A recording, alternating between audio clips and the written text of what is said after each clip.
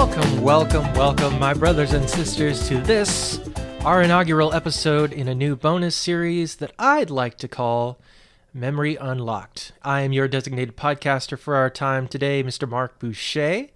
Now, this will be a micro podcast, very easy for consumption, anywhere between 5 to 15 minutes, and it'll consist of mainly me hosting, but we'll definitely have one or more of the GMG crew, and maybe even some guests on here from time to time. Now, what is Memory Unlocked about, you might ask? Well, it started with an experience that I had myself. Now, I'm sure you've all seen or heard the phrase memory unlocked going around, basically gaining meme status. And it pertains to basically anything that has been locked within the recesses of our minds for ages, but then we experience something that sends a jolt to our system, reminding us of that very thing. It's this crazy yet euphoric feeling of, man, I haven't thought about that in a hot minute. And one of my more recent experiences with this is actually the subject of our first episode. So let's set things up, shall we? Picture this. It's a hot summer day, and everyone's watching a classic American pastime, Little League Baseball.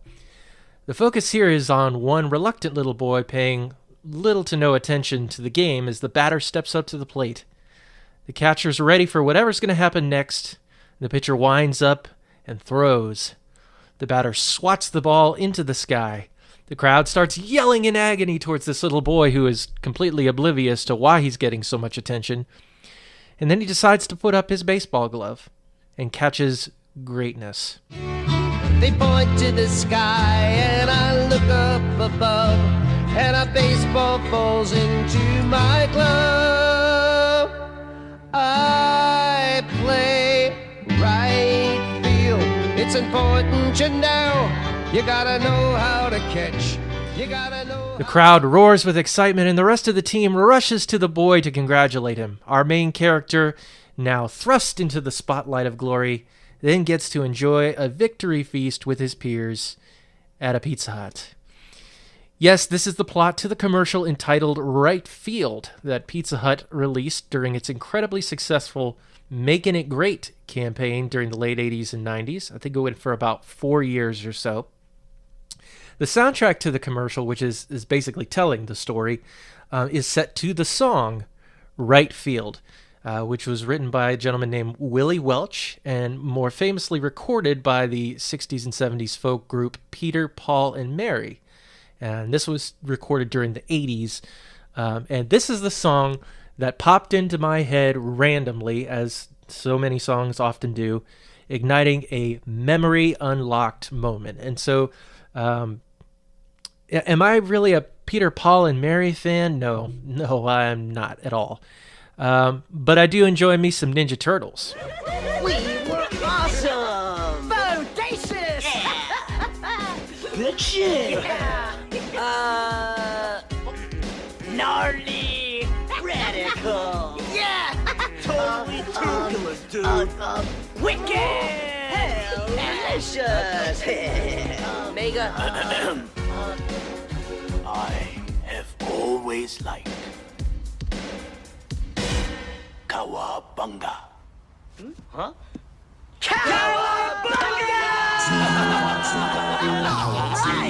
I made a funny. On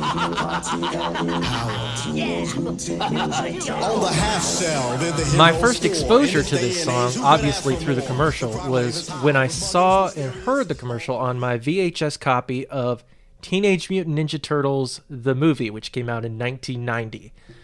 And I don't even want to think about how old that makes me feel right now. But many people my age or greater had the opportunity to catch this commercial via the Turtles movie. It's like the two are synonymous with each other. I can't think of Right Field without the Turtles movie, and I can't think of the Turtles movie without this commercial. It's interesting, if you watch the commercial, another interesting fact about it is it actually features an actor pre-Mighty Ducks. If you remember the 91, 92, something like that, Mighty Ducks movie from Disney. the actor Sean Weiss, who plays Greg Goldberg in that movie. He is actually in this commercial. He's playing the catcher in the whole commercial. Can't miss him. Very recognizable face. But interestingly enough, the song "Right Field" was recorded well past Peter, Paul, and Mary's prime. They were big again in the 60s and the 70s. But the song and commercial basically just screams America in the 80s and 90s. Phil Dusenberry is a former advertising executive for a company called BBDO. Side note, this is the same guy who had successful campaigns for Pepsi in the 80s, including ones for Michael J. Fox and Michael Jackson. And he's the one that coordinated the commercial in which Michael Jackson's hair caught fire in a pyrotechnic accident. He came up with this Right Field commercial, and he says this about the campaign in his book that it's appropriately titled, "Then We Set His Hair on Fire."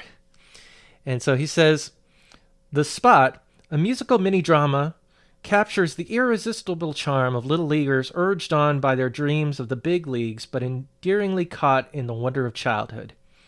From the viewpoint of the smallest kid on the team, stuck out in the distant meadows of right field, the traditional position of every team's weakest link," and I know all about that life, because I feel like anytime I was put in the outfield, right field, left center, whatever, it's basically, we don't know where to put you, so we'll just put you back here.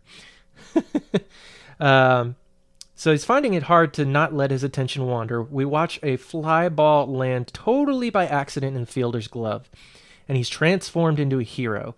His innocence becomes glory, and the viewer cannot help but feel good about baseball, children, America, and the company beneath the red roof where the whole team ends up in celebration. And he goes on further, and he says, "Maybe it's me, but just retyping these words 2 decades later," this came out in 2005, I believe, "makes me swell with emotion. It also reminds me of the costly contrivance we needed to show the fly ball falling into the mitt of the amazed right fielder. Hurricane Hugo had blasted New Jersey after our first day of shooting, wrecking thousands of homes. Our baseball field, and let's get our priorities straight, our shooting schedule. Our producers had to pack up all the kids in the spot and put them on a plane to sunny Pasadena, California. So the pitched ball, which was hurled in Lodi, New Jersey, was actually swung at in Pasadena and caught by our hero back in New Jersey. Without a doubt, the longest fly ball on record." So there you have it. Perfect mixture of Ninja Turtles, which I'm sure many of you joiners will appreciate, pizza, and Little League Baseball. It just makes sense to have a Pizza Hut commercial precede a movie about pizza-loving turtles. Though I'm pretty sure that they actually ordered Domino's in the movie, so I wonder how that made Pizza Hut feel. But I digress. That's why I play in right field, way out where the dandelions grow. As a proud sponsor of Little League Baseball, Pizza Hut welcomes all the kids who make it great. Making it great. And that's our first episode. If you like what you hear, send a review or write us in on our Discord or on Twitter at the GMG Podcast. We're just trying things out here. It may turn out that you guys absolutely hate this and don't care. Certainly let us know if you've got any critiques of it, but, we want to know what you think about it. But as always, you can check us out on all of our GMG shows wherever you listen to podcasts or on YouTube by searching out the Good Morning Guys podcast. You can also leave a comment for a memory that's maybe been unlocked in your life. So congratulations. You've just experienced your first memory unlocked.